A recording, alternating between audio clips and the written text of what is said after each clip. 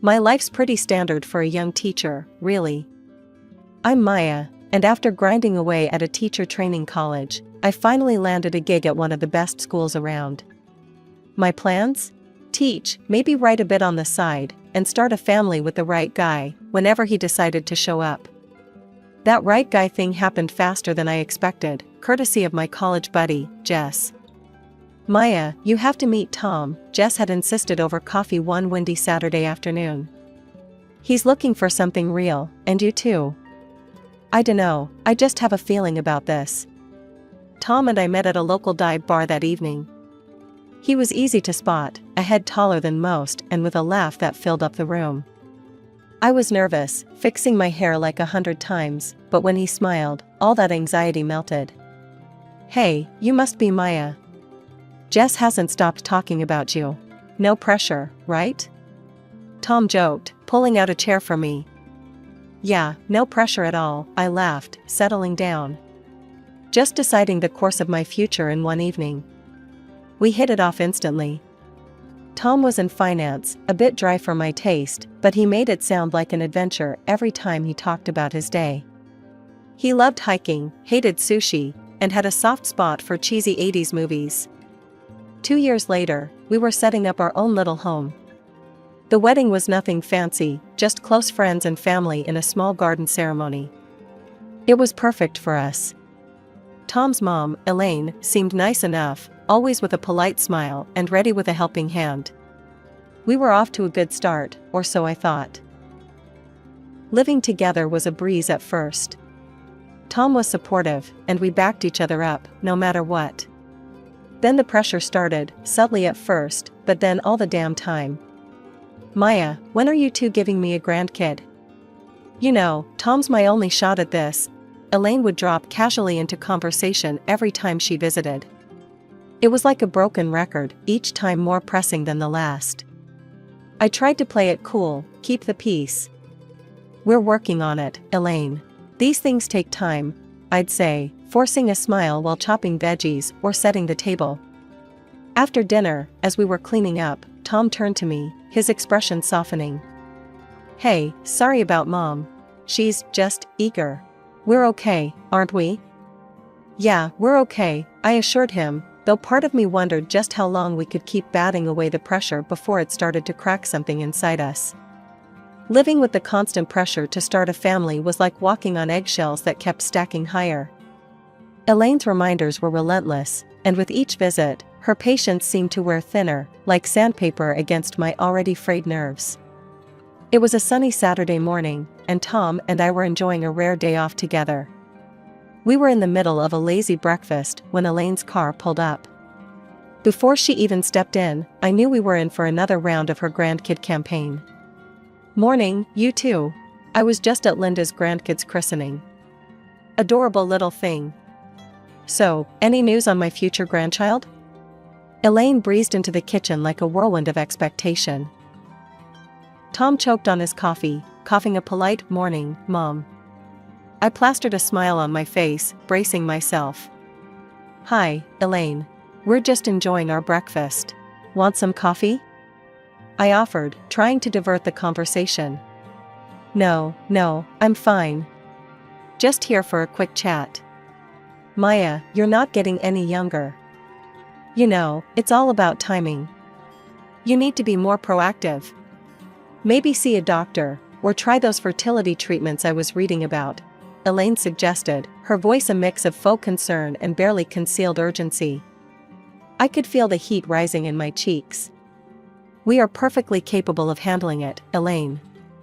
And we will see a doctor if we think it's necessary, not because we're on a deadline, I snapped, a little louder than intended. Tom's hand found mine under the table, a silent plea for calm. Mom, really, it's our life. We'll take care of it. Let's not ruin a nice morning, he said, his tone firm yet respectful. Elaine sighed, a theatrical display of her frustration. I'm just saying, I want to see my grandkids while I'm still able to enjoy them. Is that too much to ask? There's more to our lives than just making babies, Elaine. We have careers, our own plans. I started, but Tom squeezed my hand, a gentle warning to tread lightly. I know. But remember, family is everything, Elaine retorted, her words sharp as she grabbed her purse. I'll leave you to your plans then. Just think about what I said, okay? After she left, the tension lingered like a bad odor. Tom and I spent the rest of the morning in silence, each lost in our thoughts. It was clear Elaine's visits were becoming a battleground, and we were always on the defense.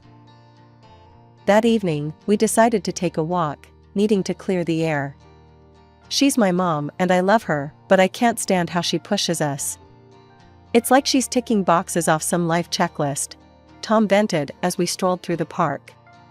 I get it, she's excited, but it feels like she's more worried about being a grandma than our happiness or health, I replied, frustration simmering. It's like we're not real to her unless we produce a grandchild. We need to set some boundaries, Maya. Next time she starts up, we need to be clear, firm, but clear, Tom said, his hand tightening around mine. As we headed back home, the weight of our situation settled in my stomach like a stone. Setting boundaries with Elaine was going to be tough, but necessary. I wasn't just fighting for our peace, I was fighting for our future, whatever it might hold. Finally, after all the trials and tense dinners, our biggest wish came true, I was pregnant. Tom and I were over the moon, floating on a kind of happy haze that felt almost unreal. But with our good news, came the revival of Elaine's overbearing enthusiasm, dialed up to a whole new level. We had just started fixing up what would be the baby's room, painting the walls a gentle, calming color, and assembling a crib that took more patience than I thought I had. It was during one of those DIY afternoons that Elaine showed up, unannounced as usual, wearing a bright pink t-shirt that screamed future grandmother in bold, impossible to miss letters. Look at this, isn't it cute? Elaine beamed, stretching the fabric out for us to see. Got it custom made. Elaine, could you maybe not announce it to everyone yet? We're still early in the process, and, just trying to be cautious. I tried to sound as gentle as possible, hoping to temper her excitement without sparking an argument. Oh, honey, when you've got news this good, you shout it from the rooftops. Everyone's thrilled for us. Elaine's voice rose with each word, her excitement bubbling over like a pot left too long on the stove. The next few weeks were a blur of Elaine's constant check-ins. She was always calling or dropping by, armed with old wives' tales about pregnancy do's and don'ts, making sure I ate this and avoided that, fussing over my schedule and sleep. It was suffocating. Elaine, I appreciate your help, really, but you hovering like this is stressing me out, I finally snapped one evening after she lectured me on the importance of prenatal yoga for the umpteenth time. The pressure didn't let up, though, and neither did my schedule. Balancing teaching with pregnancy wasn't easy, but I was determined to keep things as normal as possible. That is, until one day at school, halfway through explaining a math problem to my fourth graders, I felt a sharp pain that cut my sentence short. The room spun, the chalk slipped from my hand, and then darkness. I woke up in the hospital, the sterile smell of antiseptic flooding my senses, before my eyes even opened. Tom was there, his face pale and drawn, holding my hand like it was a lifeline. The doctors, they had to do a surgery, he whispered, his voice cracking. It was serious, Maya. You almost didn't, we lost the baby. The words hit like a physical blow, knocking the wind out of me. Tears streamed down my face, uncontrollable, bitter. I was alive, but at what cost? The doctor came in, his face somber as he adjusted his glasses. Maya, I'm afraid the complications were severe. You won't be able to have children in the future. This was a very rare and unfortunate situation. The room felt colder, the walls seemed to close in. I lay there in the hospital bed, the weight of this new reality settling heavily on my chest. Tom squeezed my hand, his presence a small comfort in the vast ocean of my grief. Just when I thought things couldn't get any worse, Elaine stormed into my hospital room like a whirlwind of misplaced anger and desperation. I heard what happened. So, when are you trying again? We need to start planning, she blurted out the moment she entered, barely even acknowledging my state. I was still hooked to a drip, the dull throbbing in my abdomen a constant reminder of what I'd lost. Elaine, I can't have children anymore. The surgery, my voice broke, the reality hitting me again like a cold wave. What do you mean you can't? That's nonsense. Elaine's face turned a shade of red I'd never seen before. She stormed out of the room, presumably to find a doctor who would contradict the irreversible truth. Tom held my hand, his eyes filled with silent apologies for his mother's harshness. It wasn't long before Elaine returned, her fury now fueled by the confirmation of my condition. They said what? This is absurd. You've taken away my chance to be a grandmother. She was yelling so loud that a nurse peeked inside, her eyes wide with concern. Mom, please. Tom interjected. This isn't helping. Maya needs rest. Rest? What she needs is to think about her family, about us. This is selfish. Elaine's words were like daggers, each one slicing through the little composure I had left. I'm not choosing this, Elaine. Why can't you understand?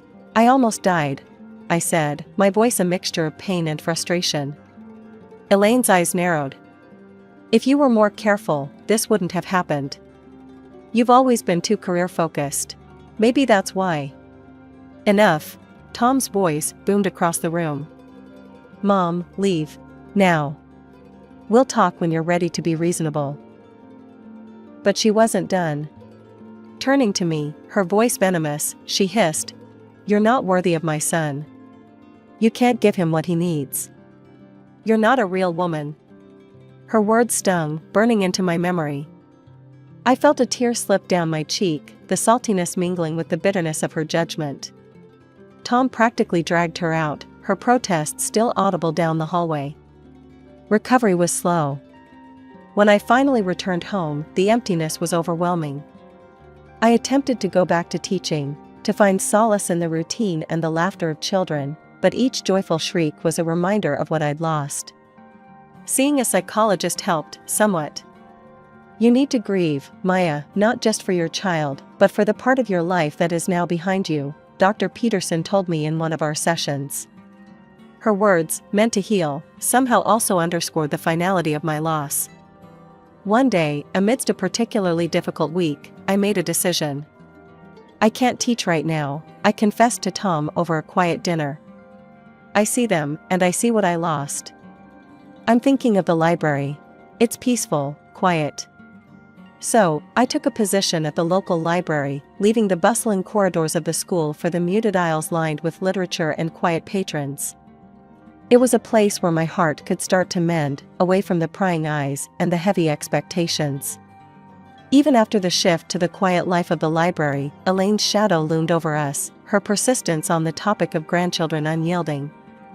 Her approach became more invasive, her accusations more pointed as the days turned into months. It was my birthday, a day I hoped would be filled with light-hearted moments and a break from the relentless pressure. As I was about to cut the cake, Elaine cornered me in the kitchen, her voice a hissing whisper. When are you going to fix this, Maya? You need to give Tom children. She spat, her words stinging with venom. I froze, the knife in my hand trembling slightly. Elaine, Tom and I have been thinking about adoption. It's a beautiful way to form a family, I replied, my voice steady despite the turmoil inside. Adoption? Over my dead body. Elaine exploded, her face contorted with disgust. I won't have you bring some stranger's child into our family. Who knows what kind of sick, twisted genes they have? No grandchild of mine will come from someone who couldn't even keep them. Her outburst echoed through the kitchen, and a hushed silence fell over the nearby living room. I felt the eyes of everyone on us, their presence a heavy blanket. That's enough, Elaine. I snapped, the knife clattering to the countertop as I faced her squarely.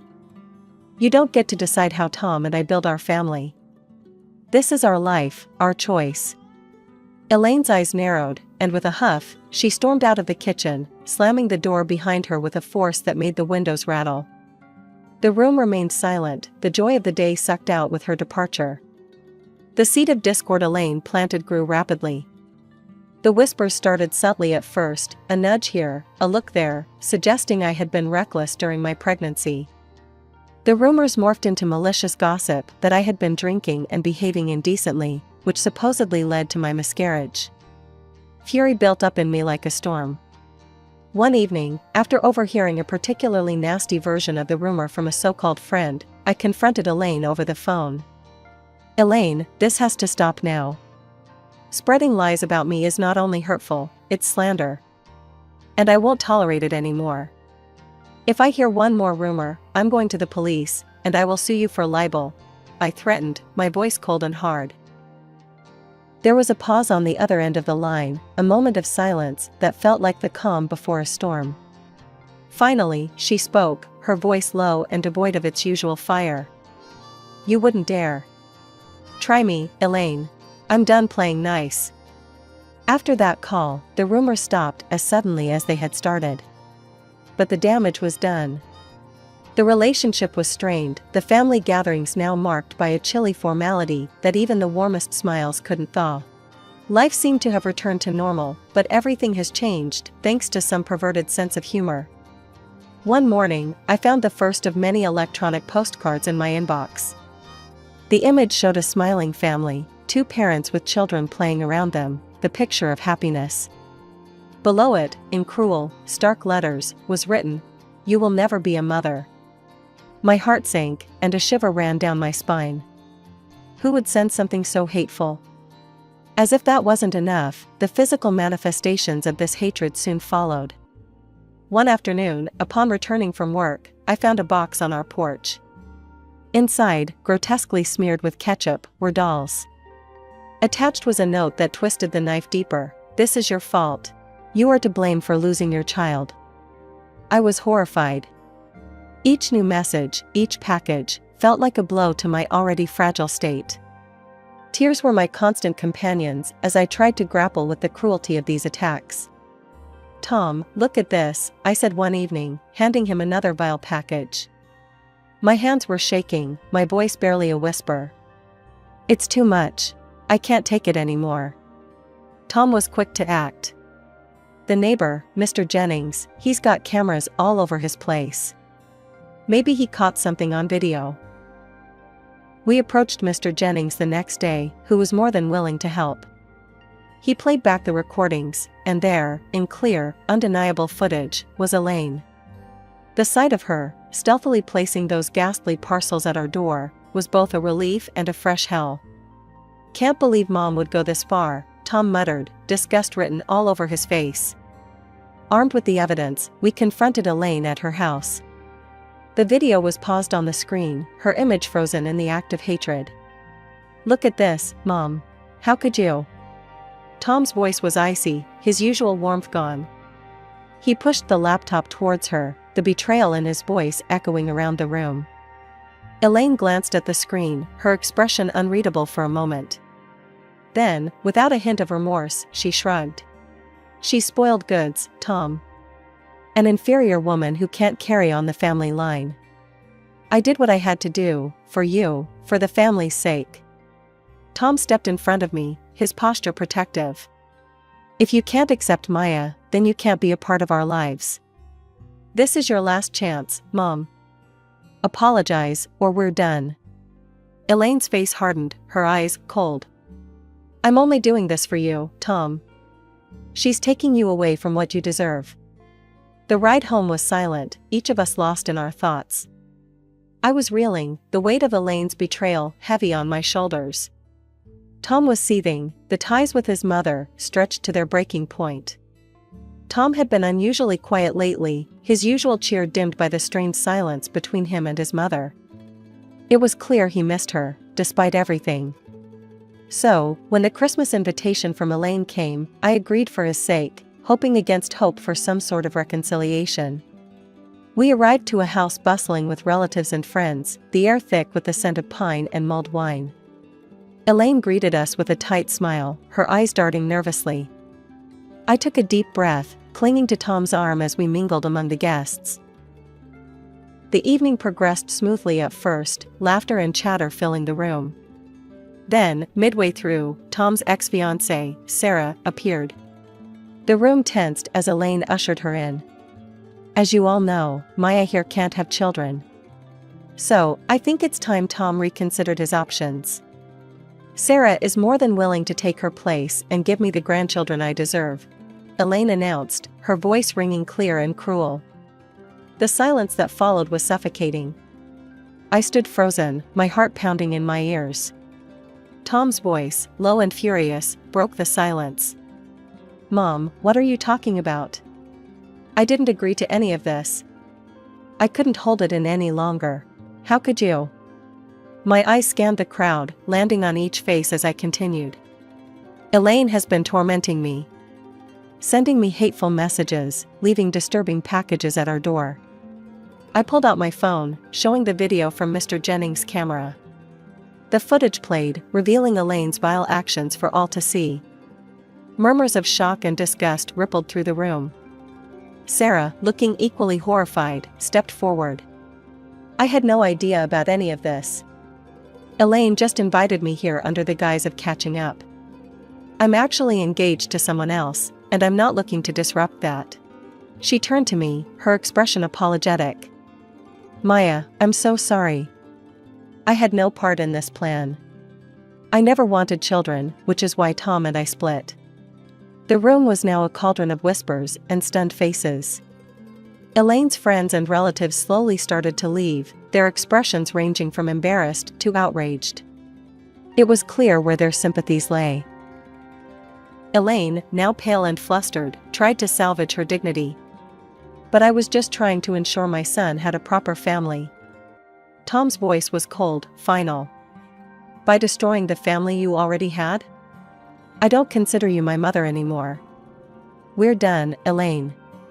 Months had passed since that disastrous Christmas, and life had started to settle into a new, peaceful rhythm.